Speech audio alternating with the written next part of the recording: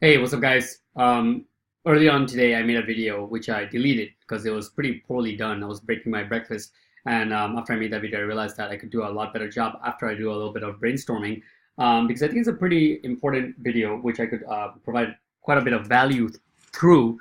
And basically, the main gist of it is that we are approaching the end of the year, and this is a good time for us to buckle down and give a good last push to really, go hard for a couple of weeks. And I talked about it in the last video, which is deleted now, is that in my experience, a lot of it came in waves, right? In beginning of the year, I got from 3 to 8 sales in about like a month and a half. And then there was like 3 to 4 months with no sales. And then there's like recently I got two more sales. Again, one I did a burst email blast. And basically, I wrote down here, in my opinion, the best ways to acquire clients in 2018/2019, soon to be.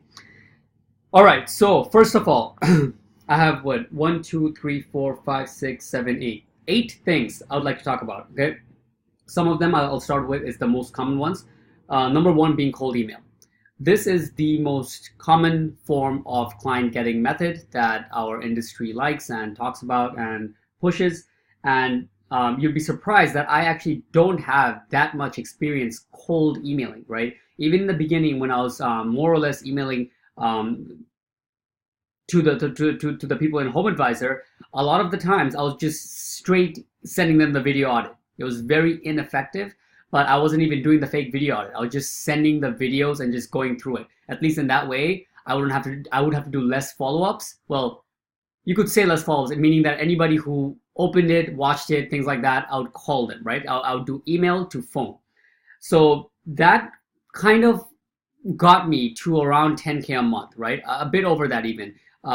It's pretty much the bulk of where I'm today is pretty much doing that, right? Sending video audits to people even before I get any confirmation. It was very tedious. I was sending more than 10 videos a day for most good days, and hundreds of videos were sent until I got 10 clients. So that's that. I know a lot of people don't like it when I share this because you feel that you should be getting a client every 10th video you send or something like that.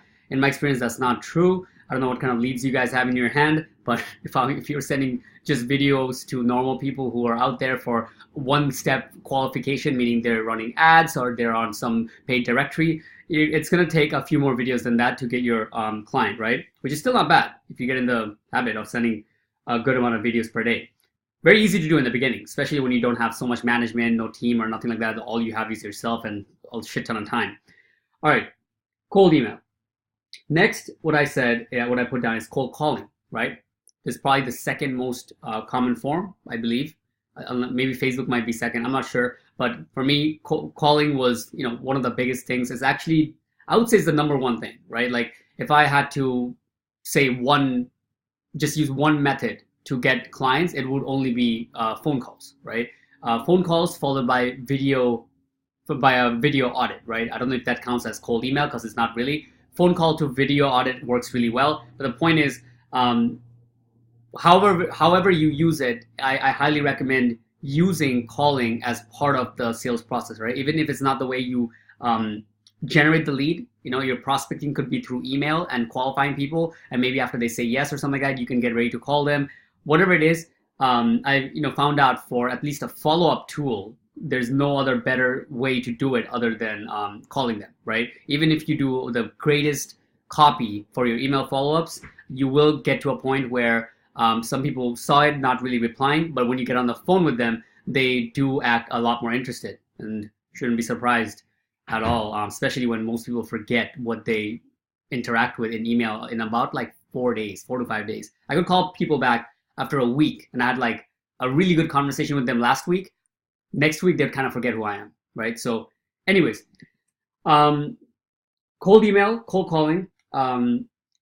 Then I put Facebook messaging. Facebook is, again, something that I am very underusing. This is something I know and I feel sort of guilty for, whether it be Facebook messaging, approaching businesses in Facebook groups, running Facebook ads, whatever it is. It's something that I've not been doing enough and I would like to get into, sometime soon. But this is probably one of the, best ways to do it especially after you got a few clients and you have a name for yourself. There's stuff they can check out. Maybe you can show them a few case studies, some stuff, work you've done for other people. It becomes more and more important as the time goes forward, right? I mean, as a general rule of thumb, as you get more clients, the idea is to replace your time with money, right? So before, if it was fine to just send video audits like a madman or cold call all day, after you get 8, 9, 10 clients, whatever your mark is, when you feel the busyness coming in, it's probably great to take $500,000 even per month, even though we since we are in marketing, we sometimes don't want to spend that much money ourselves on the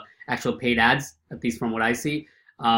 I think that's completely fine, right? If you're making, I don't know, 10 grand a month, spending $1,000 a month on pure ad spend is fine. Even though I don't do it yet, I should be. So that's the first block. The next part is stuff that is basically like using, like bouncing off things you have been doing already, right? So the most common one in that sector would be referrals. Asking your current clients for referrals. I still don't ask for referrals properly, right? I have been getting 1 or 2 referrals recently, more because my clients are awesome, right? Some of the clients I have, they're really cool. They actually look out for me and mention my name every time they get the chance, from what it seems like, right? I actually do get like about, I think the last 2 months, I got like at least like 4 people who were just my clients who referred them. And it only came from like 2 clients, right? So I was thinking, if I was to do a promotion, right? Now this is me talking personally at this moment, right? If I want to do this push properly, right? This last push as I'm talking it, after October, roofing industry starts to kind of wind down. It starts to get more of an upstream battle to get more clients. If I want to do this properly in the next few weeks, I could do a promotion with my current clients, tell them like, hey, look, you refer me to somebody who closes something big, like if I offer them something big, like you get the month off, like you don't have to pay for 1 whole month. They're spending over $1,000 or more dollars for that month because one of the people referrals closed and became a client with me. I think that would be a really good, really enticing offer, right? Or something like 10% off recurring, right?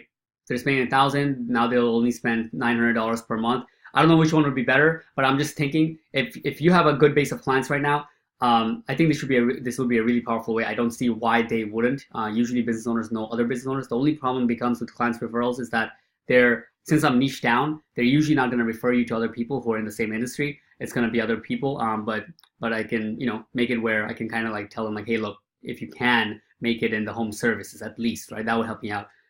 Don't want to really take on, I don't know, whatever they would throw at me. Usually, sometimes it happens to be people that I like no idea even existed. Like not too long ago, I got a church. Anyways, like a guy who builds church. That's all he does. He builds churches. I'm like, how do somebody even search that? Anyways, so what do we cover?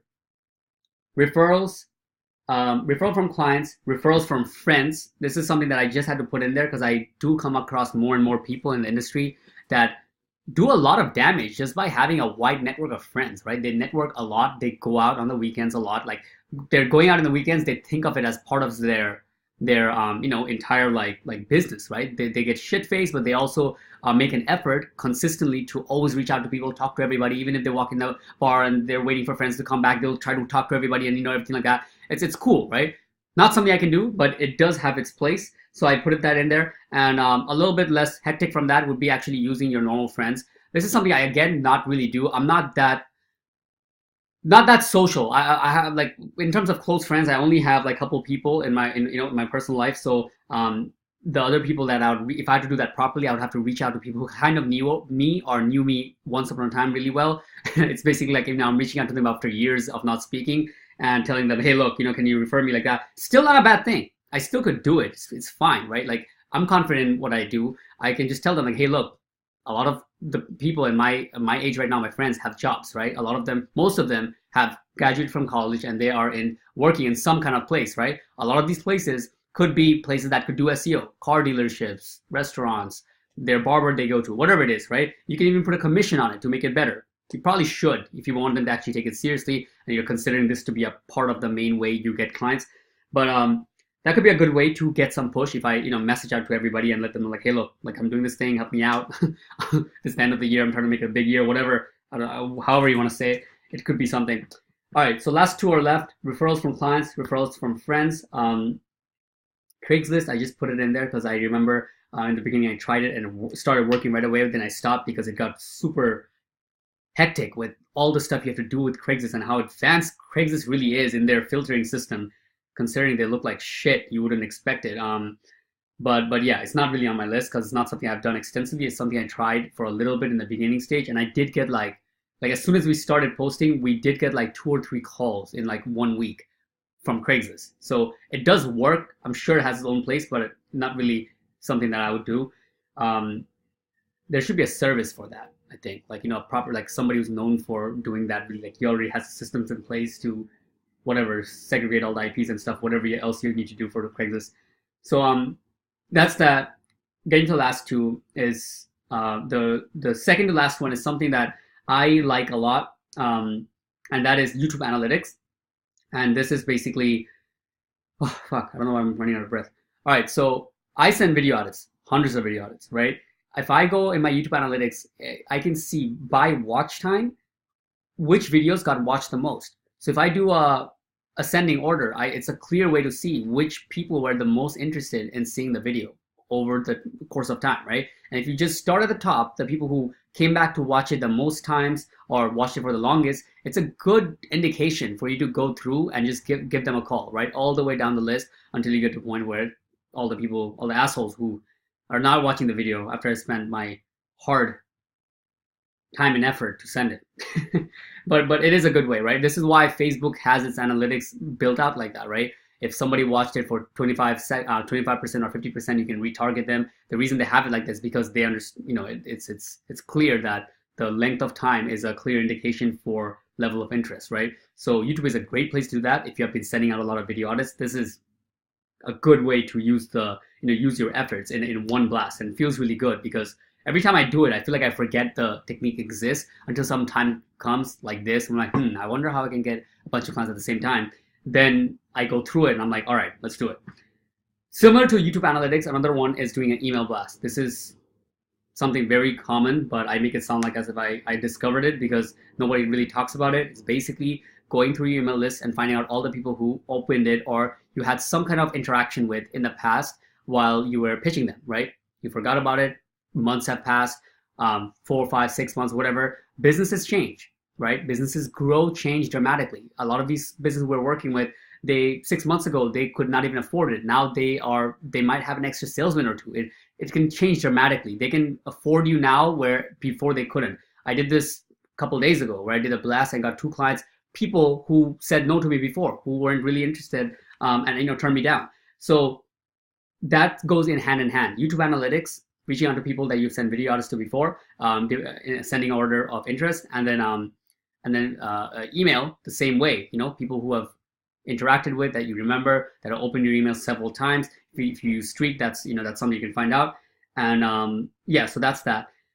And the last thing I would say, just to put it here, is this is really something that I'm not going to be doing, and I never really did, but it's something that I wish I took the time and actually did it sometime. And that is presentation. If you are actually in America and, locally, if you could put up a meetup group just for, for marketing, like direct, without beating around the bush. I've gone to meetup groups that was titled like entrepreneurs, always people like not doing shit, like young people who think they're an entrepreneur. They're just a lot of times just struggling to get by. Not a bad thing, but it's not the place you want to be shopping for a client, right? I would recommend if you do something like that, you should be very direct exactly what they're going to find. You can make it enticing, like, hey, you're going to find out exactly 10 tips you can use right now to grow your businesses, SEO, whatever, something like that. But it should be direct. Like, they should know what is the topic going to be about once they sign up for it. So that's something, like I said, I have never done, but I would love to do it. It's something that I actually think about from time to time. When I was selling life insurance, back when I was selling life insurance, one of my best months, the best month I ever had is when I did a presentation in a school, right, of like child safety or something like that. And it was like a crowd of close to like 50, 60 people. 30 people signed up to get the kit and sign up an appointment with me. And I sold like I don't know, it was something like $5,000 or something, or $6,000 for the month, which was huge back then because I was used to making like $2,000 to $3,000 a month. But ever since then, that was my first time actually firsthand trying out the power of being able to pitch a large group of people at the same time, right? Compared to doing presentations, which is how it was through life insurance normally. And I'm sure the same shit applies for SEO. So, whoo, that's a lot of talking, guys. All right, to recap, cold email, cold calling is probably hand in hand the first things you should be already doing. After that, if you want to take it further, Facebook advertising. If you have a few clients, I'd recommend trying out paid advertising. Those three things alone is a good, like you could do just those three things and it'll be fine, right? I mean, technically you could do even one of these things and you could be fine for a long time. But if you want to go some other routes and you have been taking action already, YouTube analytics, emailing the people you know, using your referrals, friends and family, or clients that you have. And yeah, so guys, that's pretty much it. I think these are the top ways to acquire SEO clients in my opinion. And let me know what you think down below, and let's fucking get it. Like I said, the year's coming to an end. Let's have a strong ending.